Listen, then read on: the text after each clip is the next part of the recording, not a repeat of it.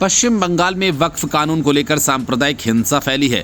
ममता बनर्जी इमामों के साथ बैठक कर उन्हें ये बता रही हैं कि वो कहां हर साल नमाज पढ़ने जाती हैं।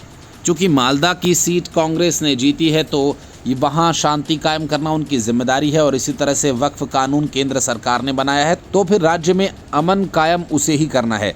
सोनिया गांधी और राहुल गांधी के खिलाफ चार्जशीट दाखिल होने के बाद कांग्रेस धरना प्रदर्शन कर रही है और सुप्रीम कोर्ट में कपिल सिब्बल वक्फ कानून के खिलाफ बेकार की दलीलें दे रहे हैं। इन सब के बीच पीएम मोदी कुछ बड़ा करने की तैयारी में है।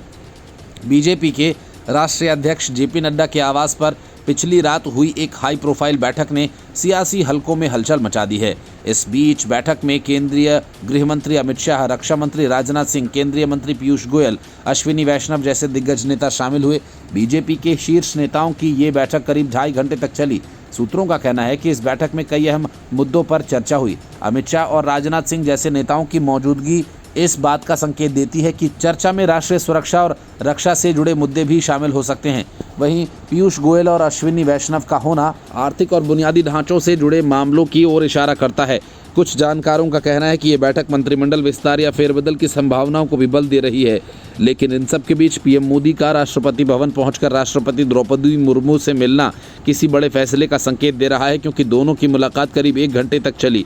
हालांकि इस मुलाकात का आधिकारिक एजेंडा सामने नहीं आया, लेकिन सियासी हलकों में इसे लेकर कई कयास लगाए जा रहे हैं। कुछ का मानना है कि एक औपचारिक मुलाकात हो सकती है, लेकिन नड्डा के आवास पर चल रही बैठक के साथ इसे जोड़कर देखा जा रहा है। क्या ये मुलाकात किसी बड़े संवैधानिक या प्रशासनिक फैसले से जुड़ी है? क्या सरकार कोई बड़ा कदम उठाने की तैयारी में है? ये सवाल सोशल मीडिया और सियासी गलियारों में चर्चा का विषय बने हुए हैं।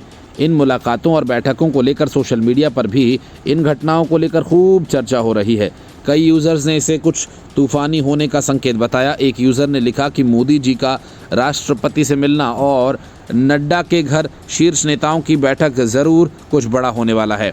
कुछ लोगों ने इसे मंत्रिमंडल विस्तार से जोड़ा तो कुछ ने इसे हाल ही के सियासी घटनाक्रमों जैसे विपक्षी नेताओं पर ईडी की कार्रवाई से जोड़कर देखा। हालांकि ईडी की कार्रवाई ज़्यादा मायने नहीं रखती, क्योंकि वो एक कानूनी प्रक्रिया है, लेकिन संकेत बंगाल की तरफ हैं, जहां ममता बनर्जी की बेलगाम सरकार अपनी ही जनता की आवाज़ कुचलने को बेताब है। हालांकि अभी तक कहीं से कोई बयान नहीं आया, इसलिए इन दोनों बैठकों का असली मकसद साफ नहीं है।